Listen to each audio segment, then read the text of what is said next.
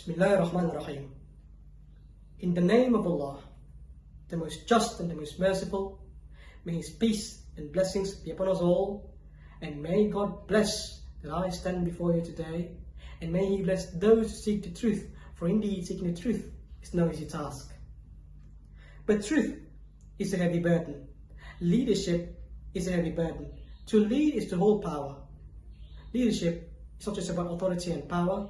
It is about making the right decision that not just benefit individuals, but for the greater good.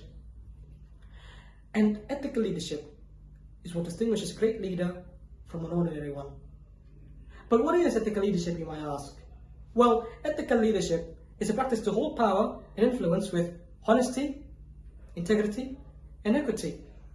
But it comes with the timeless challenge of self-interest versus the greater good. As a famous philosopher, Jean-Paul Sartre, once said, "Man is condemned to be free." Leadership is exactly that, a condemnation to responsibility. Some leaders run from that burden, whilst others embrace it.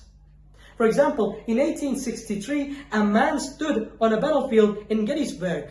His nation was at war. Abraham Lincoln, torn between preserving the Union or to uphold the ending of slavery. It is making an unpopular decision that will shape millions of lives. But he embraced his morals, standing by ethics and democracy by delivering a speech. But he did not speak of conquest. He spoke of a government, of the people, by the people, for the people. And though his time ended, his vision did not.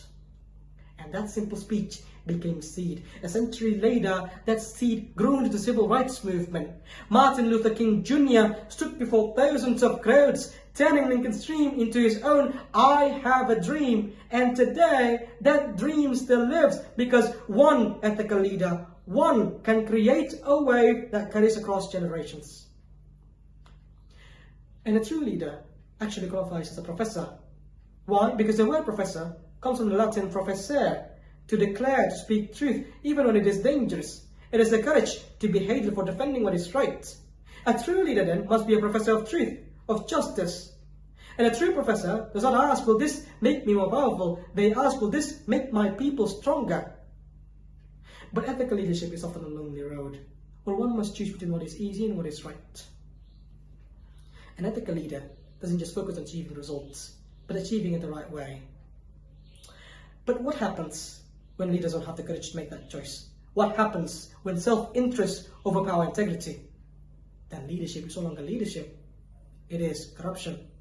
A single act of corruption may seem small. A bribe here, a favor there, a rule bent, a law ignored. But it doesn't end there. A leader who lies once will lie twice. A leader who steals once will steal again. And before long, it already spreads like a silent disease, seeping into the minds, the institutions, and the very nature of society. Because corruption is a parasite. It eats away other fundamental aspects of society. Then what happens when a nation is ruled by parasites?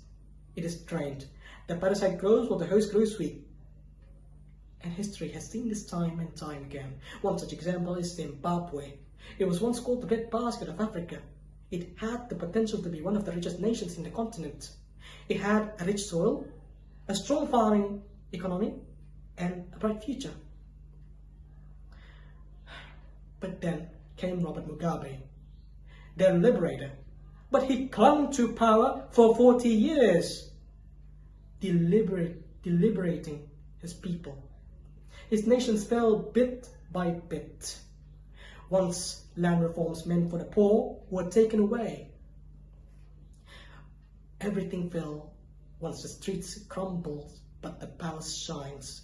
The children starve, but the rulers feast. Now the people suffer from poverty and economic collapse, all because of one man's greed condemned the nation. And if you don't want our nation, our motherland, to become the next Zimbabwe, then look into our politics. Are they filled with thinkers, the just, the wise, or is it filled by the wealthy who buy power, the corrupt who steals our nation's future, or the entertainers who laugh as our motherland burns? Because if you want to protect our motherland from dying, then we must demand ethical leadership at every level. Because history repeats itself when ethical leadership is absent. And remember that nations do not die overnight. It dies by 1,000 small compromises. Just look at Rome, once a mighty empire thought to be eternal, the Titanic, a ship that seemed unsinkable, but both fell, not from enemies outside, but from rot from within. We'll take the example of Rome. In Rome, the rulers took and took while the people suffered. Bread and circuses were thrown to the masses, not justice, not prosperity, never. And that's what begins when ethical leadership ends. Because ethical leadership is the antidote to corruption, the cure to injustice. And the corrupt don't want us to know the great lie of unethical leadership is that it is necessary. Because power is temptation, they say. It whispers, stay a little longer. But a true leader knows when to step back. A true leader knows if a mule stumbles in Iraq, I fear that God will ask me, why did you not pave the road for it? Umar ibn Khattab radiallahu anhu.